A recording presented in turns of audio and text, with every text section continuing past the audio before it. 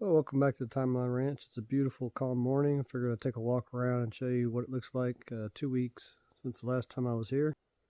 It's just about a 2-mile-an-hour wind, so not going to get any power out of the little wind turbine for now. There has not been any rain since I was here last. I haven't been in the well yet, but I'm sure it's probably about 20 inches of water in the bottom of it.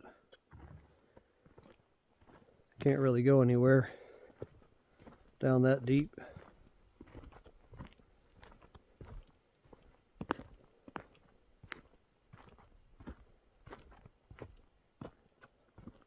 So the company that's doing the repairs on the Kubota,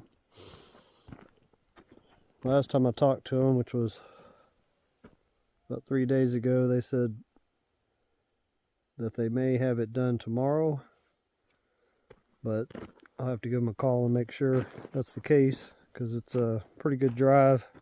It's about 248 miles to where they're at to pick it up.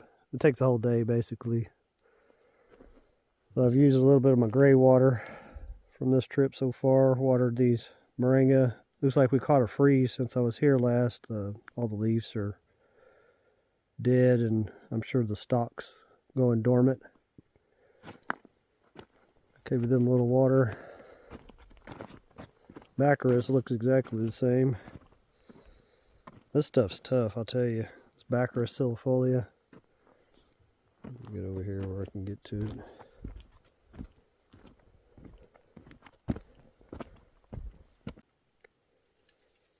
It loses some of its leaves during the winter, but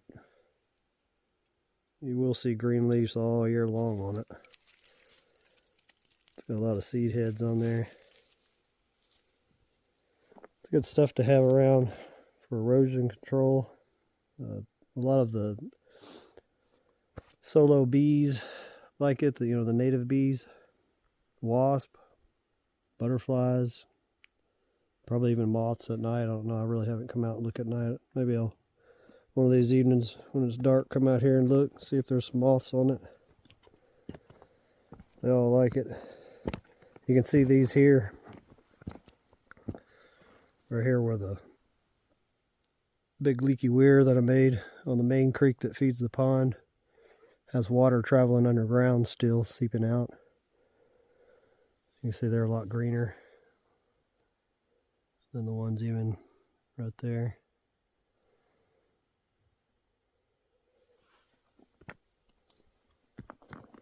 You can see the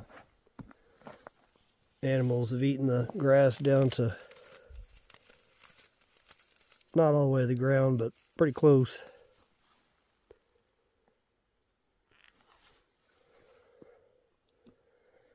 Yeah, first thing I'm going to do when I get the excavator back is pull the rest of these spoils out of the pond. And I'm going to keep focusing on this section right here, get it down. I would like to hit 25 feet. And I figured I'll just slowly work my way up and out of the pond that direction. So wherever, the stopping point is for that trip, even if I don't get back before it rains, at least, the portion this direction will be completed. And later, when it's down again some, I'll get back on it. So this was the one that had the big flower head on it. If you happen to catch one of the videos from that trip when I was out here last. It caught a freeze though. It's dormant now.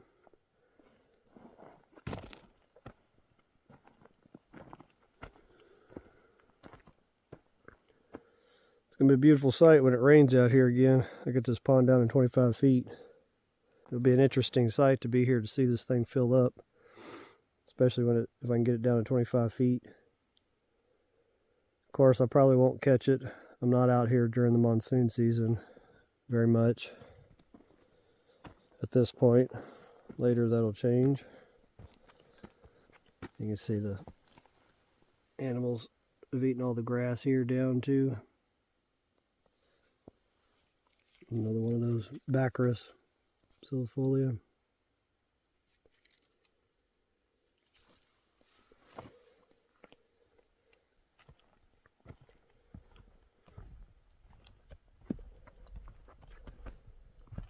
If you didn't catch the other video from the last trip, these two pecan trees are not alive.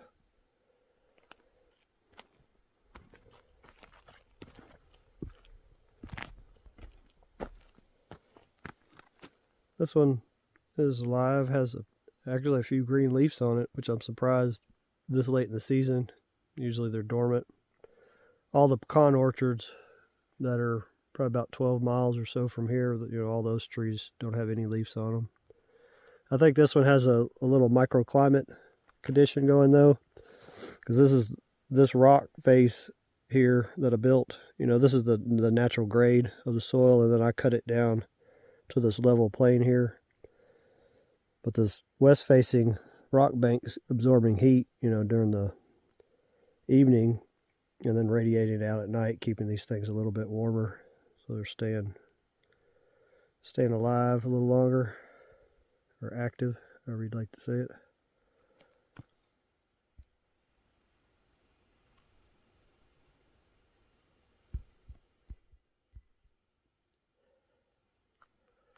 Well, that one's alive.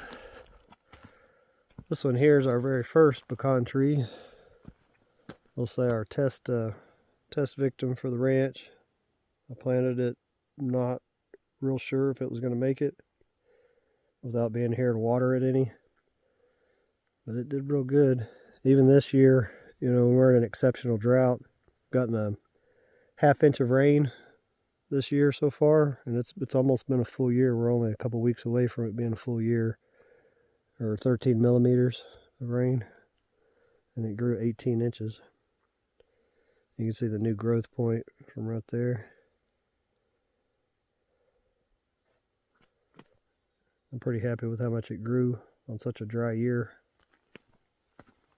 You can see out here outside the fence, all the vegetation's eaten down to the ground. And then in that little fenced area, it's all how it would have been all down here if the animals didn't have access to it here. That Mamuta grass has still got a good bit of green in it too.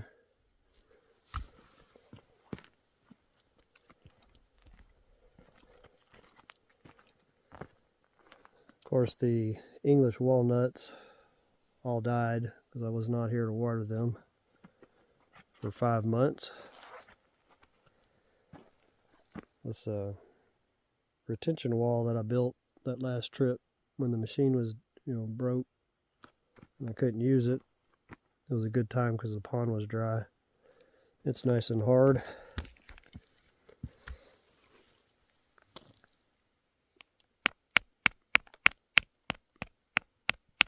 Good stuff.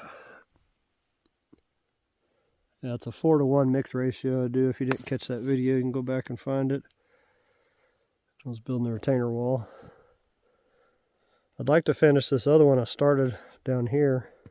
You know, when I get the machine back, I'll just scoop up a couple of this powdery soil and throw it back here and fill this in, and then I've got a little pile of topsoil right here that I you know, place there, stage there, however you like to say it, that I'll put across here, get 4 or 5 inches of topsoil.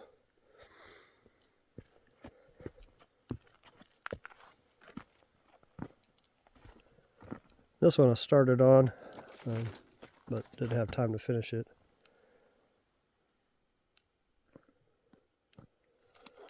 I'd like to do that this trip. I'll probably, when I get the machine back, I'll dig for about three days on this section. I'd like to get that down to 25 there, and I'll feel like I actually accomplished something. And then I'll probably take a break and maybe put a half a day into finishing this retention wall.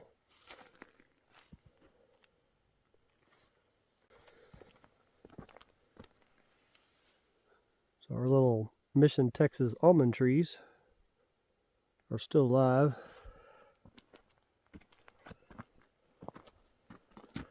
This one doesn't have any leaves on it, but you can see some green in the bark, so I know it's alive.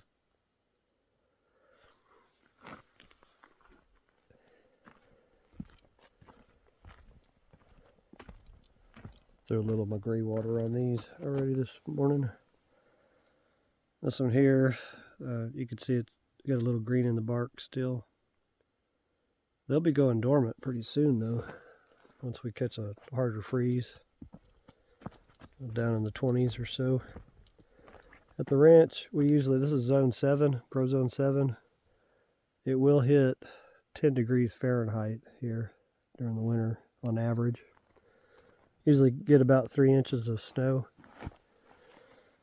This is the one that's definitely showing signs of life. You can see some little bitty green leaves still on it, which I'm surprised are still there. Again, it's probably the same situation. This rock bank behind it's making a little microclimate to keep it warmer.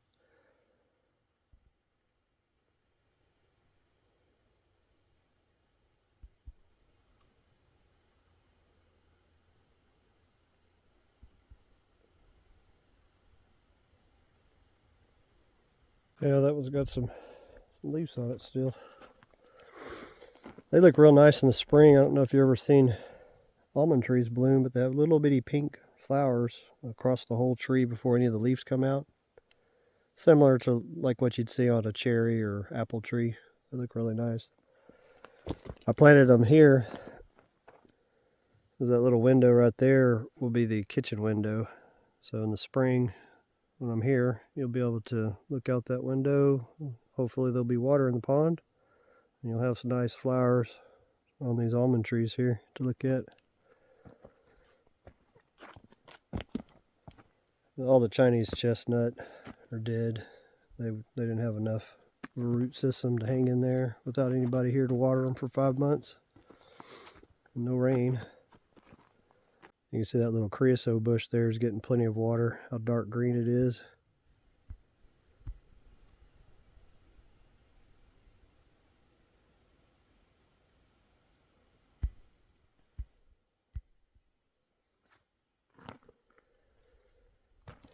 Yeah, this is the last little pocket right here that had some water for the mule deer and whatever other animals were coming down here. And you can see all the hoof prints down in there.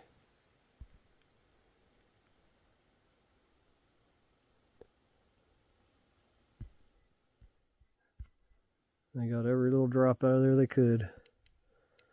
So I'm hoping this trip, depending on when I get the excavator back, but I'd like to get to this point, you know, down to that 25 feet deep in this little section.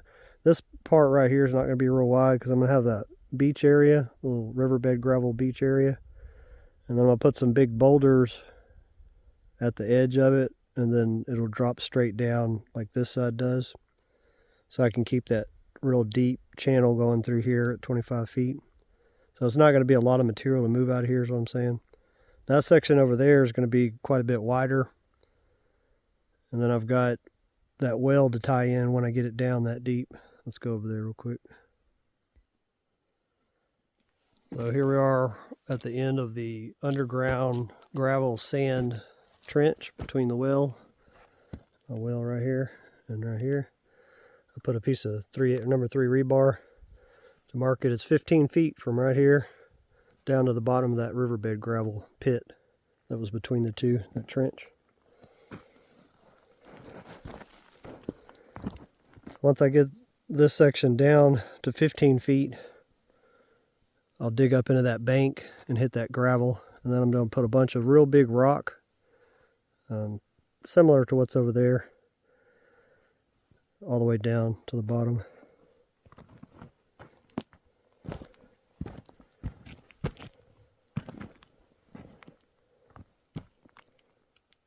Yeah, just for that one day the machine was working, I made a pretty good dent in the pond. I just needed more time with it. You can make magic happen with that little machine. Just need grease and diesel and a machine that doesn't malfunction on you. And I think this retainer wall turned out looking pretty nice. It'll be very functional, holding that bank up. I wasn't going for real pretty on it, you know. It's just support that bank's all it's for, but it doesn't look bad actually. I'll take more time when I go to build those little dome structures. The first one I'm gonna do is that little hydroelectric dome. It's gonna be over there. Let's go over there real quick. So this is where I'm gonna build that hydroelectric stone dome structure. It'll look like an igloo out of stone, basically. It'll have a little opening on this side with a door and a window, but the rest of it will just be solid dome.